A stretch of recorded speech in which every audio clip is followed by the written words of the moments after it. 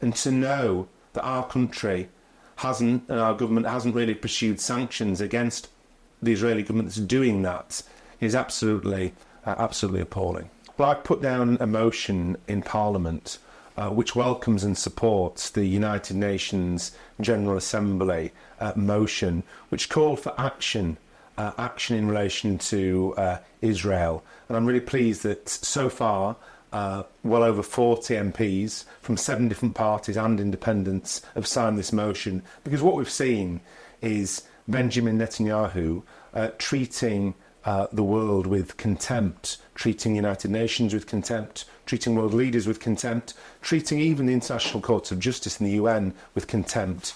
It's quite right that people are calling for a ceasefire, but what's needed is real action to force Israel to agree to a ceasefire. Because if we're not careful, a call for a ceasefire in Parliament can just become part of a ritual. So that's why the motion I put down in Parliament, that's gained widespread support and is gaining more support, calls for sanctions on Israel, including an end to all arms sales, but also sanctions in relation to our trade relationship with Israel and in relation to sanctions on goods from the occupied territories as well. Well, talk to me a bit about those sanctions, because when the Ukraine war began, the current wave that we're in at the moment, immediately the UK government put sanctions on many Russians. Why has it been different with this conflict? That's a really good question. And a Palestinian lawyer that I met with in Parliament just recently asked that very same question.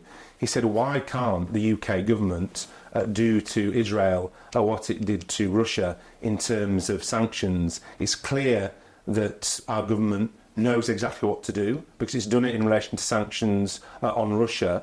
There is no moral reason why it won't do it in relation, or why it can't do it in relation to Israel. It seems to me, and it seems to many people out there, that double standards is being employed. A war crime is a war crime, and whoever breaches international law, it's a breach of international law. Whoever kills innocent civilians, they're killing innocent civilians, and people are sickened by the images they're seeing on the television, and it really disturbs people in our society to know that, for example, Britain's still providing crucial parts for F-35 jets, which are used in operations in Gaza. And so, yes, we need an end to all arms sales. We need to go beyond that also with other sanctions to force the Israeli government to act and have a ceasefire, because otherwise it's at best complete naivety to presume that the international community or the UK government can somehow persuade Benjamin Netanyahu to do the right thing. I'm afraid he needs to be forced to do the right thing. He's responsible for these war crimes. He's responsible for all the horrors we're seeing unfolding on our TV screens. You know, a figure came out that over the last year, 11,500 children have been killed in Gaza. That works out a classroom full of children for every single day for a year. And to know that our country hasn't, and our government hasn't really pursued sanctions against the Israeli government that's doing that is absolutely appalling. Would you say that the current government is following a sort of a route of appeasement with Netanyahu, and how successful, if you think that they are, how successful has that been? Well, my view is there's a tendency from all UK governments to more or less do whatever the United States wants. I've long argued that we should pursue an ethical foreign policy, a foreign policy that's values-based and judges things objectively. If it's a war crime, it's a war crime whoever commits it, whether it's Netanyahu, whether it's Putin, whether it's Israel, or it's Russia.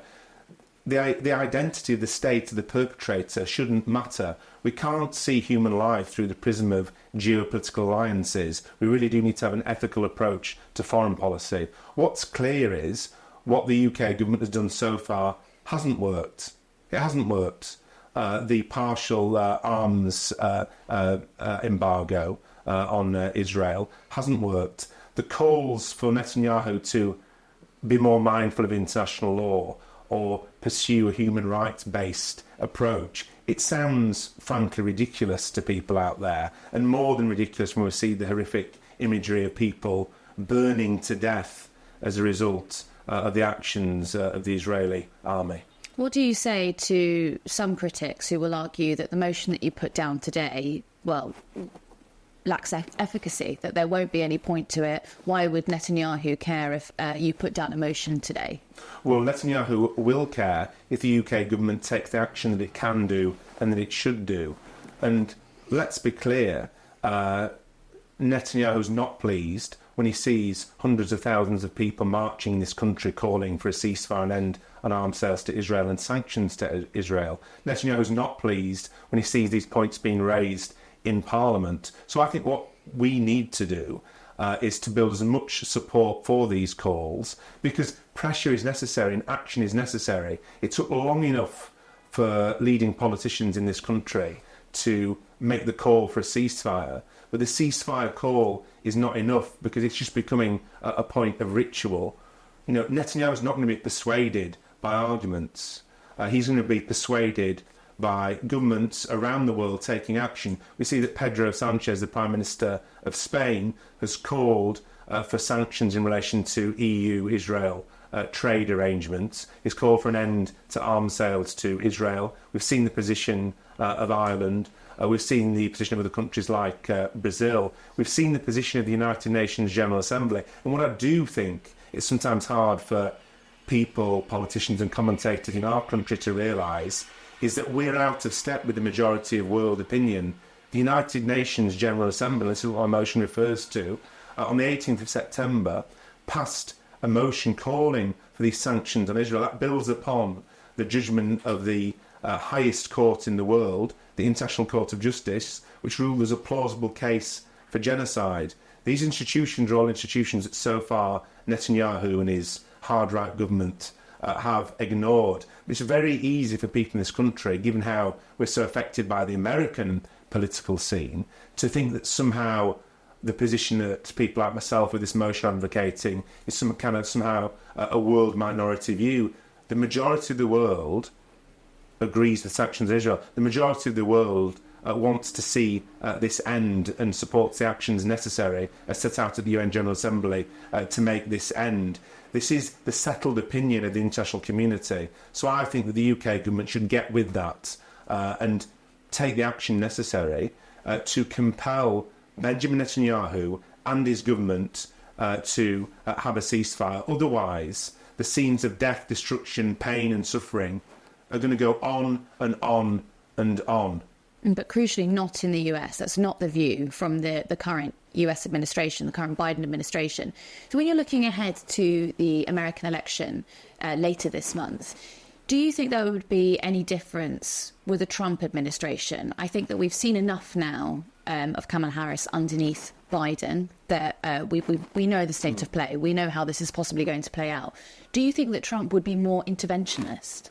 Well, I think there's not sufficient difference between the Democrats and the Republicans on the issue of Gaza. We've seen what the administration in the United States have done in terms of maintaining and increasing arms sales. There are differences, obviously, in relation to domestic policy and other international policies. But in relation to this particular issue, I think a lot of people in the United States, are disturbed that there's not a bigger difference between the Democrats and the Republicans, or the Democrats and Trump, on the issue of what's going on in Gaza. And obviously, without the support of the United States, Israel wouldn't be able to do what it's doing to the people of Gaza.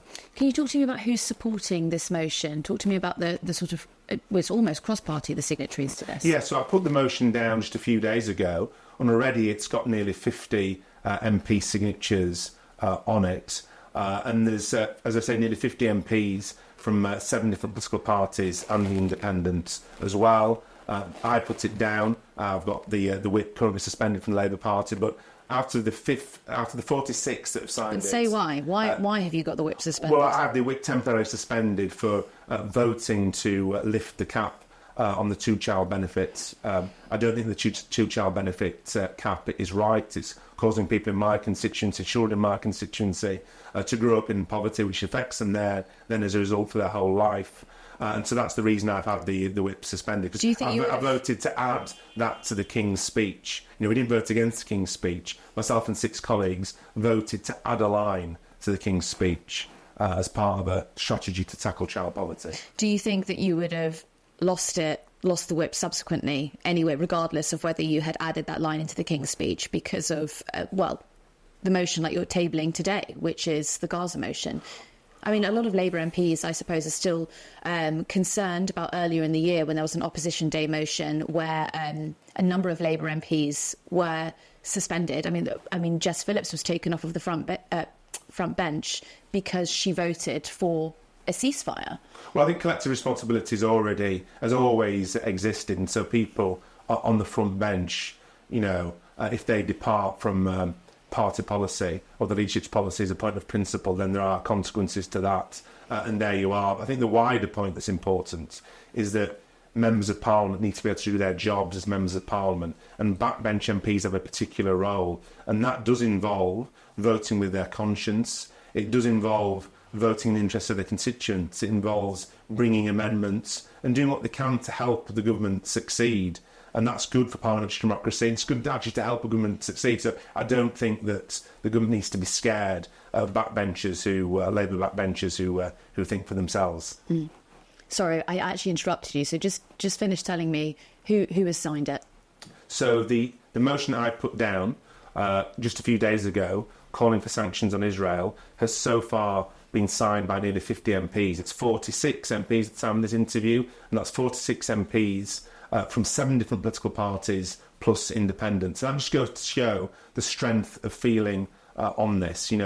I think the number of signatures will go up and up because people do care about this. It's not a party political issue. It's an issue of people like the public outside, people in Parliament wanting our government to do what's necessary to force Benjamin Netanyahu to come to a ceasefire position.